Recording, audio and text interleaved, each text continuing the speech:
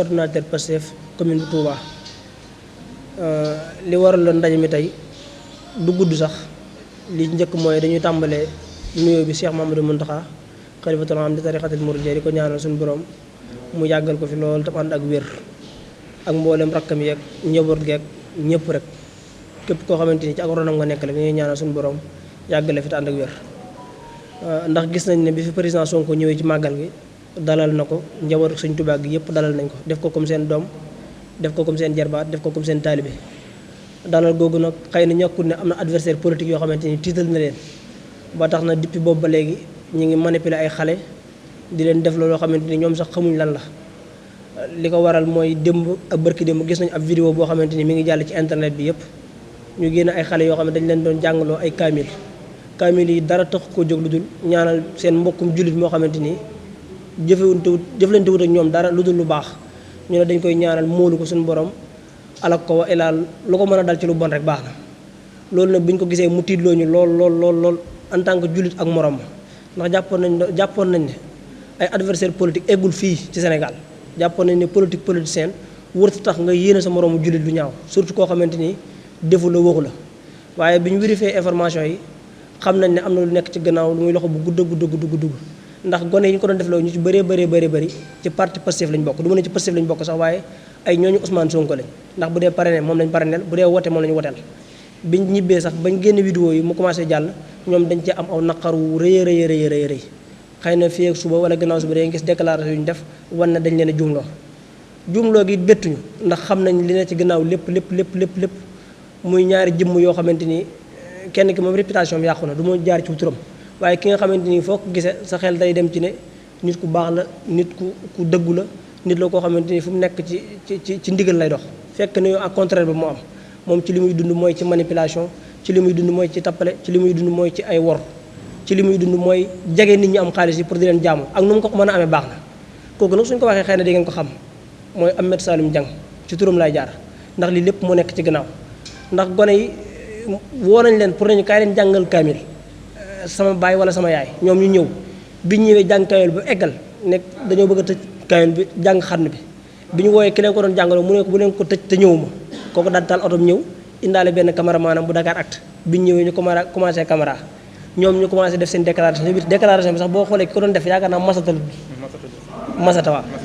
Masata Jaxate moom ñu bëri xam nañ ko ndax su ma juumul bërki démb ak bërkaati démb rek ramasse nañ ko ci réseau bi ngir ay problème portable yu mu sàccoon ak yu ñàkk fayda te it li ci gën a doy waar mooy ëpp politicien boo xamante ni ñëpp xam nañ ci coalition ma dikkee 2012 la bokk amul benn ay alxuraan boo xamante ni jàpp naa ne mokkal na ko sax ndax ku xam alxuraan ak alxuraan ni mel ci xolub jullit yaakaar naa doo ko jàng mu ko di ko yéene sa moroom jullit mu dara daal ko kon nag li ñuy waxati mooy yu mel nii bu mu fi amati xam nañ li ne ci gannaaw jëmm jooju ñu tudd léegi nag muy Ahmed Saloum Dieng bu arrêté wul lii muy def dinañ génnaat wan ko ne ko Ousmane Sonko bu dee ay nijaay am na ko ci ay dëkk bi bu dee ay mbokk am na ko bu dee ñu koy jàppale ci politique am nañ ko nit ñu yare nag moo tax mënuñoo jàll ci moom lu bëree waaye xam nañ ci moom loo xamante ni tey ji bu ñu ko waxoon dina jël ay dàllam ak ay saagam ak lépp lu mu fi maanaam gën dëkk bi danta dëkku fi sax waaye sori ko waaye ku mel nii daal ñuy xamal ne kilifa yi mu fréquenté ëpp na nit ku mel nii di leen fréquenté ndax du ci dara moo tax mën a fréquenté fii yu mel nii boo ko fekkee ci kilifa yi adduna yi sax bañ na ko moo leen téyel seen portable loolu moo leen téyel seen dàll yi ngir di leen jaamu ngir alal ji ñu am ñun ñi li ñu nekk ay gone jomb nañ loolu kon nag nañ éviter yu mel nii te xam ne président Sonko li muy def ñoom la koy defal bu fekkee ñoom nit diina la ñu mbubboo ndax rôle kilifa diine passé wul di taxaw fi population bëgg mooy liñ bëgg mu leen koy waxal liñ soxla te mënuñ ko wax nguur mu di leen ko waxal foofu leen taxawee képp koo xamante ne wàcc nga sa ànd ba fekk ko ci àndam bii mu nekk nii te muy ànd yee askan wi ñun li nga xamante ñun nga ko jàmmaaral ndax ñun duñ nangu kenn koo xamante ni koy aar sénégalais yi la di wax li sénégalais yi bëgg nga ñëw di ko buntu xatal ngir sa intérêt personnel loolu duñ ko nangu tey duñ ko nangu nag loolu tey jii moo waral leen déclaration bi ñu woo leen pour leeral yëf yi tey masawu nag sëriñ daara yi nga xam ne tudd na leen ci ndax ñoom xamuñ lan moo xew te ay nit ñu baax lañ ay nit ñu jub lañ daara ji nga xamante moom lañ fa tudd mooy daara alimul xabir bañ na ko ba tey magi daara ya fa jaaroon nga xam ne fa lañ jàng alxuraan ba wattu ko fa am nañ ci lu leen métti lool ba neewoon nañ sax dañuy porter plainte jëmmi Dakaractu porter plainte jëmmi Ahmed Saloum Dieng ak Modou Boussa Dieng te tey ji yaakaar naa fii ak 24 heures di ngeen ci dégg lu leer nañ mbir yi daal sant yàlla la ndax ñëpp ñaari fan lañ ko def ba ko ñetteel ñëpp xam li xew te mbiri Ousmane Sonko nii la mas di demee képp koo xamante ni attaqué nga ko balaa suba wala gannaaw suba dinañ am information ne dañ laa ger wa ilaa li nga wax xamoo ci dara loolu mooy jar sant yàlla loolu moo waral déclaration ñu ngi leen sant di leen gërëm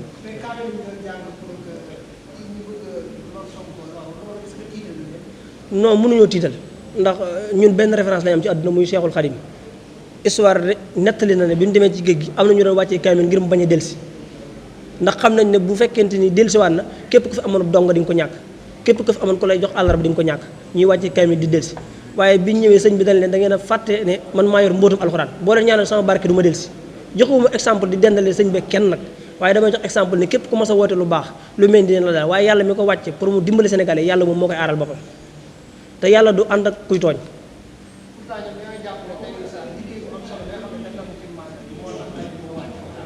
waaw Tahirou Sarr yow yàgg nga dëkk Touba fi nga juddoo fi nga yoroo waaye mosoo dégg tuuru Tahirou Sarr ci dëkk bi sax Tahirou Sarr amul dara lu am solo lu def ci màggal gi ñoom lekkat riba yooyu ñoom la neenal seen poos boo leen gisee sax ni ñu toll xam ne li ñuy dunde léwul ñoom la neenal seen pol kol jox leen xaalis ñuy fët fët dal waaye Tahirou Sarr sëriñ daara ya nga xam ne moom la amul kenn koo xamante nii tey ji bu ñu la woon a foto Tahirou Sarr di nga xamee ne kii mooy Tahirou Sarr bu ñu defaatoon lu mel ni leen ciy fekk loolu moom suñu kanam la nekk ñun amuñu réponse bi waaye daal tey ji war nañ leen moom lii dina dakk tey ci nii wala ci nale bu ñu ko defaat nag leen ciy fekk ñoom dinañ ko xam après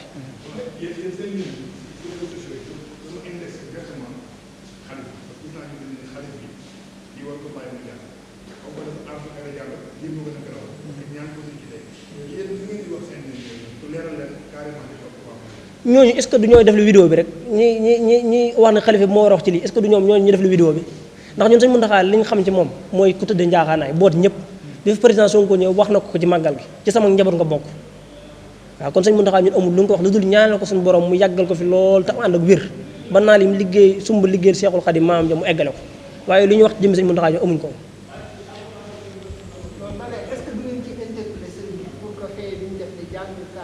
déedéet fee bi mbirum politique la politique moo koy réglé waaw ndax ñoom ay politique ay bukki yu làmboo deru bay lañ duñ nit dara barki démb ak démb nii lañ fi nekkoon mooy ci lii lañ fas yéene dund xam nga nit koo xamante ni da ngaa fas yéene dund te fas yéene woo liggéey lu mel nii rëcc ngay dëkk ci ay looxoor di xool ku mel ne Tahirou Sarr nga xam ne alal la ni nga ko amee léwul ci lii la mas dund nga fexee noo mën a amee coom dara di ko dugal ci yi muy dugg yooyu moom amuñ ci benn problème moom. Nous vous saluons d'abord et nous vous remercions d'être venu couvrir ce point de presse-là. C'est Babacar Sarr, responsable de communication de Pastef Touba. Bon, voilà, maintenant, nous avons tenu ce point de presse-là pour apporter quelques éclaircissements par rapport à une vidéo qui circule dans les réseaux sociaux dans laquelle on a un récital de Coran qui a été organisé ici à Touba. Maintenant, derrière ce récital-là, il se cache beaucoup de manigances et beaucoup de manipulations que nous allons essayer de décortiquer ensemble ici. Bon alors, qu'est-ce qui se passe? Ce qui s'est passé, c'est qu'il y a deux personnes animées de mauvaise volonté, à savoir Ahmed Salim Dieng et un autre, que je ne citerai pas son nom, qui sont allés solliciter quelques maîtres coraniques pour qu'ils fassent une séance de récital de Coran. Maintenant, ce qu'il faut signaler, c'est que ces maîtres coraniques-là ne savaient même pas que le récital de Coran était destiné à jeter le mauvais sort sur Ousmane Sonko. On les a piégés. Donc eux, ils n'étaient pas au courant de ça. Maintenant, au moment où ils s'adonnaient à la lecture du Coran, Ahmed Saloum Dieng et son acolyte là ont amené la presse, ils ont filmé les maîtres coraniques en train de lire le Coran et ils ont fait une déclaration pour dire que ces maîtres coraniques là sont avec Tahirou Sarr. Et maintenant ils le protègent et ils sont en train de faire ce récital là pour conjurer le mal sur Ousmane Sonko. Ça, c'est ça la manipulation. Maintenant, nous tenons à signaler à l'opinion que, une première chose, ces maîtres coraniques-là ne sont pas contre Ousmane Sonko. On les a piégés. Eux-mêmes, ils teniront un point de presse pour éclaircir tout ça. La deuxième chose, il y a un stratagème qui a été mis en place. C'est quoi? C'est que ces deux personnes-là veulent faire croire à l'opinion que, à Touba, il y a des maîtres coraniques qui sont là, qui sont avec Tahirou Sarr et qui sont contre Ousmane Sonko. Alors que ça, c'est faux, c'est pas vrai. C'est archi faux, c'est pas vrai. Donc nous tenons vraiment à interpeller les autorités religieuses qui sont dans cette ville, que ces manigances-là vraiment n'honorent pas la ville. Et ceux qui le font vraiment n'honore pas la ville. Donc que l'opinion chasse que ces maîtres coraniques-là n'ont pas tort. On a vu dans les réseaux sociaux, on les traite de n'importe quoi. Mais ils n'ont rien fait. Ils ont été piégés. Ils ont été piégés, ils n'ont rien fait. Ils ne savaient même pas que le récital du Coran était destiné à jeter le mauvais sort sur Ousmane Sonko. Donc que ça soit très clair. Hein? Maintenant, nous exprimons vraiment notre déception face à cela. Parce que je pense que dans une ville sainte comme Touba, de tels actes ne devaient pas se produire. De tels actes vraiment ne devaient pas, surtout venant d'un marabout politicien. Maintenant, nous interpellons tout le monde et nous leur demandons de ne pas vraiment discréditer ces maîtres coraniques-là. Parce qu'ils n'ont pas tort. Hein? Ils n'ont pas tort, ils ont été piégés, sincèrement. Voilà donc quelques éclaircissements que nous voulons apporter face à ça. Non, l'acolyte d'Ahmed Saloum, ce n'est pas l'appel qu'on donne son nom. En tout cas, c'est un marabout politicien qui est ici. Et tout le monde le connaît dans ces pratiques-là. Non. Vous savez, nous n'allons pas tout de suite interpeller le Khalif. Mais en tout cas, ce que ces gens-là ont essayé de faire, c'est de manipuler l'opinion. Pour leur faire croire que les marabouts qui sont à Touba sont contre Ousmane Sonko. Voilà l'objectif qui a été visé. Imagine, des maîtres coraniques se réunissent, plus de 20 daras se réunissent pour prier, pour jeter le sort sur quelqu'un. Mais si les populations croient à ça, ça veut dire que les marabouts sont contre Ousmane Sonko. C'est ce qu'ils voulaient faire croire à l'opinion. Alors que ce n'est pas vrai. La majeure partie de ces maîtres coraniques-là vouent une estime considérable à Ousmane Sonko.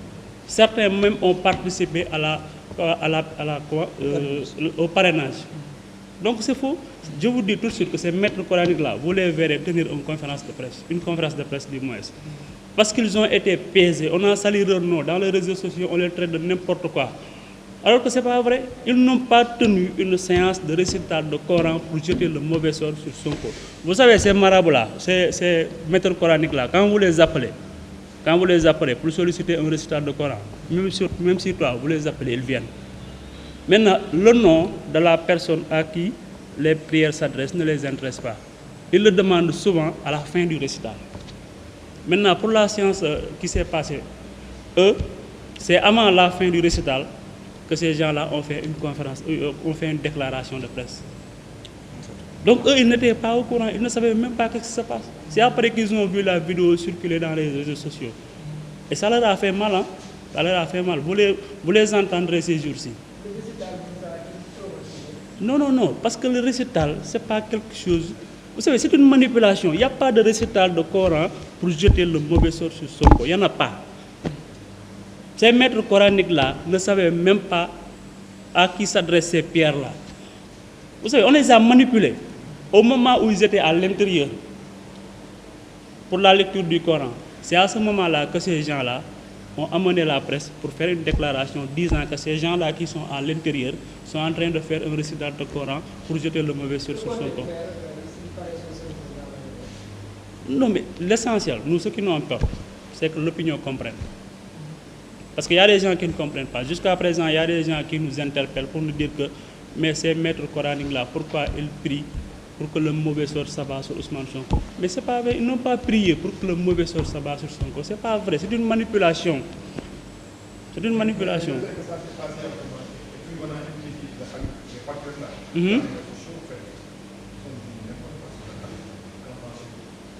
Bon, vous savez, les déclarations, souvent, ce sont des déclarations qu'on ne peut pas limiter. Hein. Souvent, les patriotes dans les réseaux sociaux, on ne peut pas les canaliser. Souvent, on ne peut pas les canaliser. Mais ce qui importe, c'est que les gens comprennent ce qui s'est réellement passé. Nous, c'est ça notre combat. Il faut que les gens comprennent ce qui s'est réellement passé. Il n'y a pas, je le dis encore, il n'y a pas de maîtres coraniques, collectif de maîtres coraniques qui ont tenu un récital pour jeter le mauvais sort sur Sonko. Ce n'est pas vrai, il n'y en a pas. C'est une manipulation. Il n'y en a pas. C'est eux qui disent ça. Il faut qu'on comprenne ça, il n'y en a pas. Il n'y a pas de marabout ici. Et puis, vous savez ce qui a entraîné tout ça? Avant le Magal, le président Sonko était venu ici pour faire des ziars. Vous savez, tous les marabouts l'ont accueilli à bras ouverts. La visite a été extraordinaire. L'ensemble des chefs religieux où il est allé lui ont magnifié leur confiance, leur estime, leur respect. C'est ça qui a fait mal. Maintenant, ces gens-là veulent maintenant essayer de faire comprendre à l'opinion que Ousmane Sonko est détesté à Touba, les maîtres coraniques le détestent à telle enseigne de faire des récitals de Coran pour souhaiter. C'est faux. C'est pas vrai, c'est faux. Et je vous dis que dans quelques jours, ces mêmes maîtres coraniques vont tenir un point de presse pour dire qu'ils ont été piégés. Ils n'avaient pas l'intention de faire, ils n'ont même pas, d'ailleurs il n'y a pas ça. Il n'y a pas un récital de Coran pour jeter le... Par exemple, pour jeter un sort sur quelqu'un, il faut que le nom de celui-là soit cité après le récital de Coran. Il n'y en a pas ça. Donc c'est une manipulation. Encore une fois, c'est une manipulation venant de deux personnes vraiment qui sont tombées vraiment très bas. Voilà. C'est décevant ça. Et c'est déplorable de faire ce genre de politique-là dans une ville sainte comme Touba. Voilà.